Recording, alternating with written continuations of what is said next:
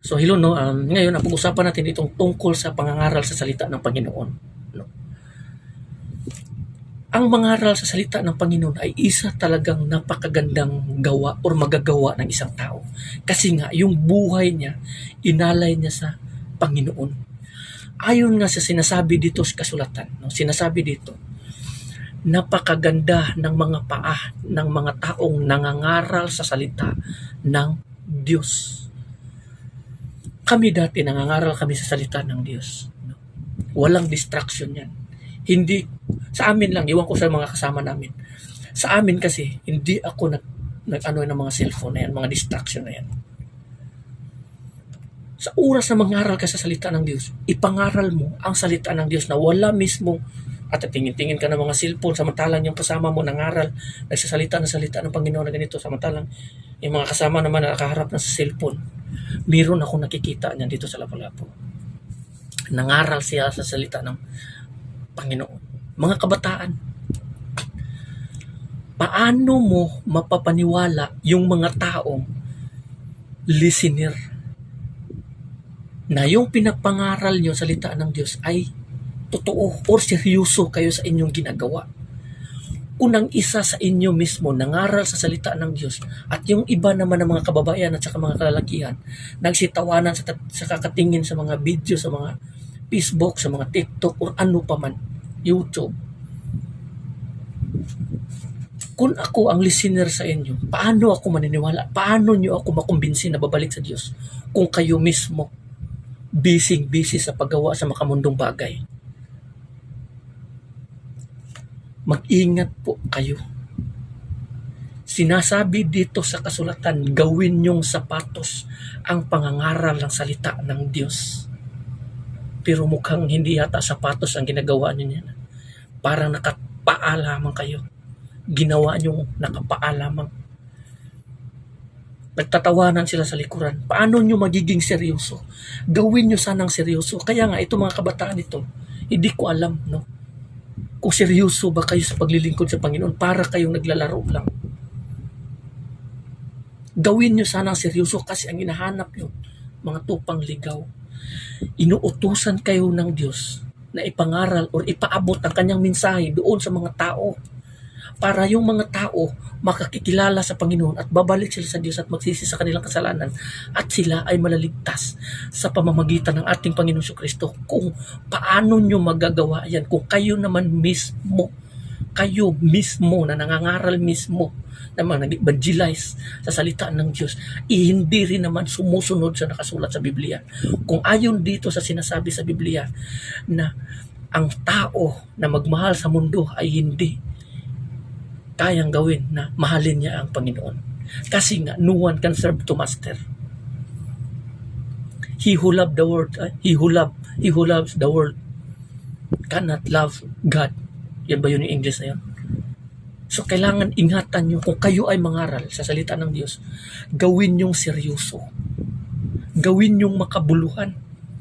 Gawin nyong banal kasi kayong mga preacher, kayong mga nangangaral, nag-evangelize, be a good example sa mga taong pinapangaralan nyo. Binibigyan nyo ng salita ng Diyos, pinapakain nyo. Kayo ang inatasan ng Diyos na binigyan ng mga pagkain upang ibigay doon sa mga tao na nangangailangan, mga taong nagugutom sa salita ng Diyos. Kayo ang inaatasan. Paano yan? Kayo mismo gutom. Hindi kayo karapat-dapat din.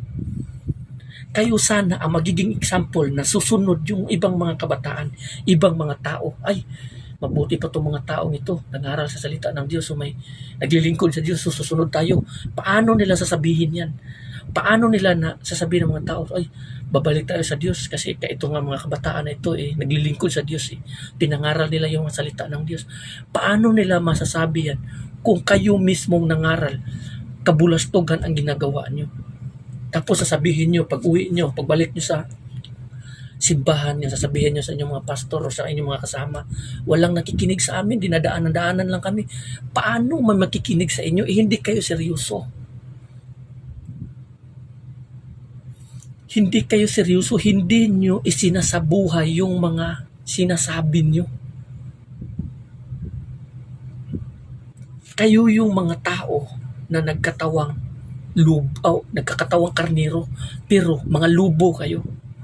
Kayo yung mga tao na sinasabi dito sa Biblia na di nakapagtataka na kahit ang mga alagad ni Satanas ay magkunwari na lingkod ng pagkamatuwid.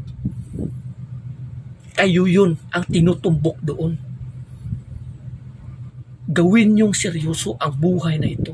Huwag niyong haluan ng kalukuhan na mga ganyan-ganyan.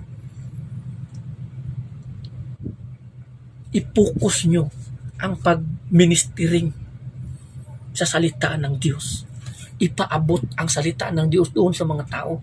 Paano nila masasabi na magsisisi sila sa kanilang mga kasalanan at malaman nila ang kanilang mga kasalanan kung kayo mismong nangaral ay puro kapalpakan ang ginagawa nyo. Hindi kayo nagiging good example sa mga listener, sa mga tao na inyong pinapangaralan ng salita ng Diyos. Paano nyo magagawa yan? Hindi nyo magagawa yan. Kaya mag-ingat kayo. Kasi kung kayo mismo ginagamit ni Satanas, wala rin kayo.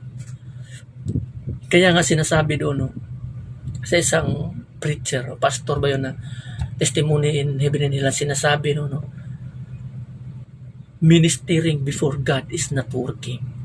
Their ministering before God is not working.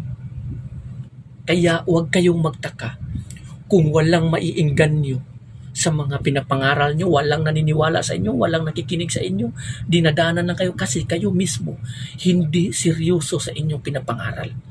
Gawin nyo sanang seryoso.